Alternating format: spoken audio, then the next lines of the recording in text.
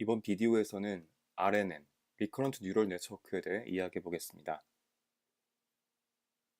먼저 간단하게 RNN의 구조를 살펴보고 RNN으로 해결할 수 있는 예제들을 보도록 하겠습니다. RNN은 시퀀셜 데이터를 잘 다루기 위해서 도입되었습니다. 시퀀셜 데이터가 그럼 뭐냐부터 시작해야 될 것 같은데요. 시퀀셜 데이터는 데이터의 값뿐만 아니라 그 데이터의 순서도 중요한 의미를 가지는 그런 데이터를 말합니다. 그러면 순서가 중요하지 않은 데이터라는 게 있을까요? 이게 약간 느낌의 차이가 있는 건데요. 만약에 뉴럴 네트워크를 가지고 강아지하고 고양이 사진을 분류한다고 생각해 보겠습니다. 그러면 이때 두 종류의 사진이 입력되는 순서에 따라서 그 모델의 분류 성능이 바뀌면 이거는 모델이 잘 학습되지 않은 거라고 할 수 있겠죠. 뭐 좀 다른 예시긴 한데 제가 예전에 학생들을 가르칠 때 수업 시간에 문제를 이렇게 풀어줍니다. 그리고 이제 그 다음에 제가 이 문제들의 똑같은 문제를 이렇게 순서만 바꿔가지고 시험을 냅니다. 시험을 냈는데 우리 친구들이 잘 못 푼다. 그러면은 이제 제가 잘 전달하지 못한 것이 되겠죠. 잘 학습이 이루어지지 않은 것이죠. 그래서 이제 데이터의 순서가 중요하지 않다라는 거는 데이터의 순서에 상관없이 어떤 어, 그 데이터를 처리할 수 있다라고 이제 이해해 주시면 될 것 같습니다. 그럼 반대로 이제 데이터의 순서가 중요하다라고 하는 것들은 뭐가 있을까요? 예를 들어서 hello라는 단어를 생각해 보겠습니다.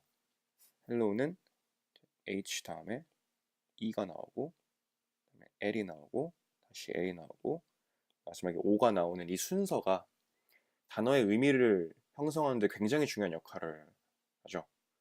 이렇게 이 데이터의 순서도 그 데이터의 일부인 것을 시퀀셜 데이터라고 합니다. 그러면은 RNN 이전에는 이런 시퀀셜 데이터를 다룰 수 없었냐라고 질문할 수 있을 것 같은데요. 사실 그렇지는 않습니다. 이 뉴럴 네트워크에서도 시퀀셜 데이터를 다룰 수 있는 방법이 있습니다. 예를 들어서 이 뉴럴 네트워크가 이제 입력되는 데이터 벡터가 이렇게 있으면은 여기에 매트릭스가 곱해지고 이런 연산이 계속 반복되면서 학습이 이루어지는 건데요. 이 데이터에 추가로 이 포지션 인덱스라는 거를 맨 앞에다가 이렇게 추가해 줍니다. 이 포지션 인덱스는 이제 이 벡터가 이제 몇 번째 벡터다라는 그런 포지션 정보를 달고 있는 그런 인덱스가 되는 거죠. 마찬가지, 그러면 당연히 W에도 이 포지션 인덱스를 처리할 수 있도록 디멘션이 추가가 되어야 될 거고요. 이런 방식으로 NN 입장에서는 학습하는 레이어가 포지션 인덱스 차원으로 입력되는 그 위치 정보라고 해야 될까요? 순서 정보를 받아서 학습을 할 수가 있게 됩니다. 하지만 이런 뉴럴 네트워크 연산만으로는 사람의 언어와 같이 순서가 중요하지만 또 이 순서에 얽혀있는 굉장히 복잡한 구조를 모델이 파악하는 게 사실 쉽지가 않습니다. 그래서 RNN에서는 포지션 인덱스 대신에 입력하는 데이터의 순서를 모델이 어떻게 하면 잘 이해할 수 있을까를 이제 중심으로 설계가 되어 있습니다. 보통은 오른쪽 그림처럼 나타나 있는데요. A라는 이 셀이 있고요. 이 셀에 T번째 입력값이 들어가게 되면 T번째 출력값이 나오게 되고요. 동시에 다른 출력값이 하나 있어가지고 이게 돌아서 셀 A로 들어가는 구조입니다. 그러니까 다음 슬라이드를 보시면 더 잘 이해가 될 것 같습니다.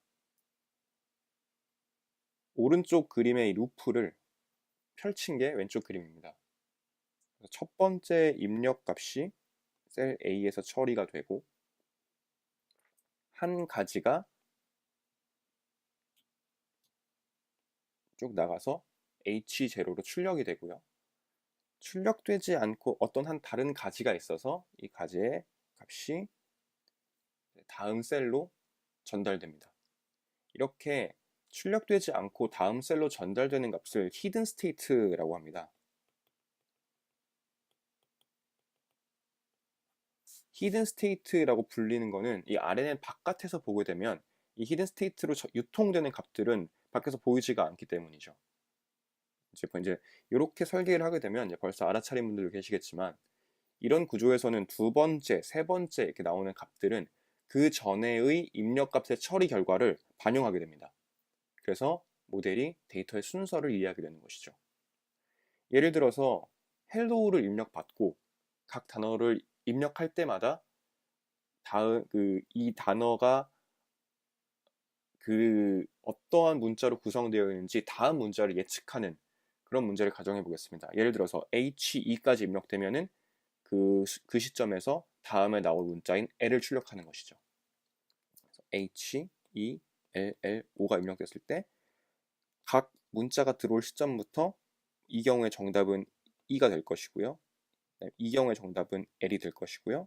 L이 들어왔을 때는 L, 그 다음 L이 나오면 O가 나오고 마지막 O가 나오면 이제 뭐 문장이 끝났다라는 것들 알려줄 수 있는 그런 정보를 주면은 좋을 것 같습니다. 이 문제에서 좀 어려운 지점 중에 하나가 같은 L에 대해서 어떨 때는 L을 출력하고 어떨 때는 O를 출력한다는 겁니다. 근데 RNN에서는 이전에 어떤 문자가 나왔다는 사실을 이 히든 스테이트를 통해서 유통을 받기 때문에 전달을 받기 때문에 모델이 마치 순서를 이해한 것처럼 굉장히 정확하게 다음 문자를 출력해 줍니다. 그리고 더 좋은 사실 중에 하나는 우리가 잠시 잊고 있었지만 RNN은 모든 셀이 전부 파라미터를 공유합니다. A가 하나라는 뜻이죠. 그래서 긴 시퀀스가 들어와도 이를 처리하기 위한 셀은 A 하나입니다. 이게 무슨 말이냐면 입력되는 단어가 헬로우가 되건 혹은 세상에서 가장 긴 단어, 뭐 진폐증이라고 하나요? 예, 그런 단어가 들어와도 우리는 셀 A에 들어가는 파라미터만 알고 있으면 언제든지 다음 단어를 예측하는 모델을 정상적으로 작동할 수 있다는 뜻입니다. 그러면은 지금부터는 셀 A에서 무슨 일이 일어나는지를 좀 살펴보겠습니다. 셀 A에서 일어나는 일은 사실 그 셀을 어떻게 설계하냐에 따라 그 복잡도가 완전히 달라지는데요. 기본적으로는 함수 연산입니다. 셀 A에서 함수 연산이 일어나는데 이 함수는 기본적으로 히든 스테이트, 이 전 단계의 히든 스테이트와 지금 단계에서의 입력 값을 가지고 함수 연산을 통해서 어떤 출력값 HT를 만드는 게 본질입니다. 그래서 이런 연산은 뭐 굉장히 많을 수 있는데요. 예시를 하나 간단히 들어보면은 이전 스텝에서의 히든 스테이트 t-1의 히든 스테이트 h죠. ht-1에 어떤 매트릭스 wh를 곱해주고 또 이번 스텝에서 입력값 xt에다가 또 마찬가지로 어떤 매트릭스 wx를 하나 곱해주고 그 결과를 더한 다음에 이거를 하이퍼볼릭 탄젠트라는 어떤 액티베이션 펑션 이렇게 생겼습니다. 액티베이션 펑션이 -1부터 1 사이에서 이렇게 생긴 활성 함수입니다. 그래서 이 하이퍼볼릭 탄젠트를 취해서 출력한다.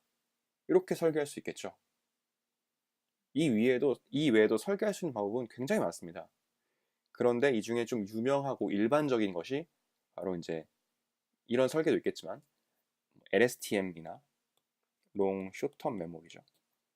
그다음에 GRU, Gated Recurrent Unit이라고 하는데요. 이런 것들이 좀 유명한 설계줄 중에 하나죠. 그래서 이 그림의 출처인 이제 요 웹페이지에 접속을 하시면은 여기서는 이제 LSTM의 설계를 굉장히 자세하게 설명해 주고 있어서 한번 보시는 것도 좋을 것 같습니다. 그리고 물론 이 셀 A는 이제 A의 파라미터들은 학습의 대상이기 때문에 이 구조가 복잡해지면 복잡해질수록 이 셀이 학습되는 정도, 트레이너빌리티라고 하는데요. 트레이너빌리티는 감소한다고 알려져 있습니다. 다시 말해서 복잡한 셀을 쓰면 같은 수준의 학습에서는 좋은 성능을 낼 수 있지만 그 학습 수준에 도달하기까지 더 많은 학습 자원이 필요하다는 뜻이 됩니다. 그리고 이 셀의 복잡도는 일반적으로 RNN이 가장 낮고 일반적인 RNN이죠. 굉장히 간단하게 설계한 일반적인 RNN이 가장 낮고 LSTM이 가장 높고 GRU가 그 사이 중간쯤에 있는 그런 정도입니다. 그래서 지금까지는 하나의 셀의 설계를 살펴봤습니다. 숲과 나무가 있다고 하면 지금까지는 나무를 본 셈이죠. 여기서는 이 나무들로 이루어진 거대한 숲인 RNN에 데이터를 어떤 형식으로 입력하고 또 그 나온 출력값들 중에 무엇을 취하느냐에 따라서 RNN이 굉장히 다양한 태스크에 적용할 수 있다는 걸 볼 수 있습니다. 먼저 가장 왼쪽에 있는 거는 이제 RNN이 아니죠. 이거는 그냥 일반적인 뉴럴 네트워크인 거고요. 그 다음 오른쪽부터가 이제 RNN입니다. 첫 번째, one to many라고 하는 거는 입력값은 하나고 출력값은 여러 개다라는 뜻입니다. 하나의 입력에 대해서 여러 개가 출력이 되는 건데 예를 들어보면은 하나의 이미지가 들어가고 여러 단어들의 시퀀스가 나온다, 즉 문장이 나온다라고 한번 가정해 보겠습니다. 이미지 데이터 하나가 들어가고 출력값으로는 문장이 나온다. 이 얘기는 이미지에서 뭐 어떤 일이 일어나고 있다라는 거를 이제 설명하는 그런 자막 같은 게 달린다, 뭐 그런 태스크가 있다라고 볼 수 있겠죠. 그러니까 이미지 캡셔닝 태스크에 이런 형태로 RNN이 적용될 수 있습니다. 다음 이제 many to one인데요. 여러 개의 입력값이 있고 출력값은 하나인 그런 경우죠. 아까 이제 예를 좀 그대로 이어보면은 여러 개의 단어들이 이제 입력이 된다, 즉 문장이 입력된다라고 한번 가정해 보겠습니다. 문장이 입력되고 하나의 어떤 값이 나오는데 이 값은 뭐 머신을 줄 수 있을 것 같은데 보통 뭐 예를 들면 어떤 감정에 대한 레이블을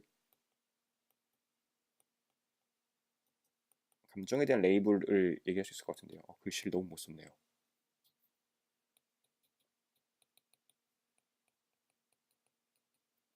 감정 레이블을 출력해주면은 이 문장이 어떠한 감정을 가지고 있다라는 것을 분석해주는 센티먼트 애널리시스 같은 것에 이런 형태의 RNN을 적용할 수 있을 겁니다. 다음으로는 이제 many to many라고 하는데요. 이것도 이제 아까의 그 방식을 그대로, 아까의 예시를 좀 더 그대로 확장해 보면 문장이 들어오고 문장이 출력되는 그런 형태죠. 그런데 이제 요 가장 오른쪽에 있는 모델과 좀 다른 지점이 출력되는 지점이 좀 다릅니다. 지금 앞에 두 칸 정도가 좀 비어 있고 여기는 이제 뒤에 두 칸이 비어 있는 이런 형태인데 사실 여기 비어 있다고 했지만 사실은 여기다 출력값이 존재는 합니다. 여기 뭐가 나오고 있는데 그걸 안 쓰는 거죠. 여기도 마찬가지로 출력값이 있는데 안 쓰는 거죠. 안 쓰고 여기에 나오는 이 뒤쪽에 나온 부분만 쓰겠다, 이렇게 이제 설계를 한 건데 문장이 들어와서 이 문장이 다 끝난 시점부터 다음 문장이 시작되는 겁니다. 이런 게 보통 어떤 태스크에 가능하냐면은 번역 태스크에 이제 이런 게 이런 구조가 잘 먹히합니다. 그래서 한 문장이 다 들어오고 그 문장을 다 보고 난 이후에 새롭게 문장을 쓰기 시작하는 거죠. 그래서 뭐 한국말 끝까지 들어야 안다는 것처럼 문장을 끝까지 봐야지만 제대로 된 번역이 이루어지기 때문에 이런 구조로 설계가 되어 있는 RNN도 있습니다. 마지막에 이렇게 여러 개의 인풋이 있고 그거에 들어올 때마다 이제 새로 아웃풋들이 나오는 many to many의 이제 다른 버전인데요.